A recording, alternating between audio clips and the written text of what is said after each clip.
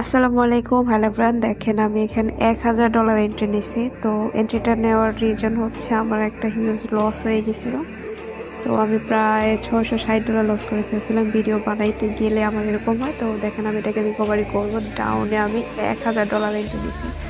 খুবই simple logic, যদি আপনাদের সাথে শেয়ার করে দেখেন। মার্কেট হচ্ছে এখানে ডাউন ট্রেন্ডে আছে ওভারঅল। মার্কেট এখানে যেতে ওটিসি অবশ্যই ট্র্যাপ করবে, আমরা জানি। মার্কেট এখানে দেখেন একটা মুভমেন্ট দেখায় যে মার্কেটে এখন বায়ারে কন্টিনিউ করবে, কিন্তু না, দেখেন যে দুইটা বায়ার ক্যান্ডেল আসছে, দুইটা ক্যান্ডেল মিলে সেলার ক্যান্ডেলে 50% পর্যন্ত যাইতে পারে নাই।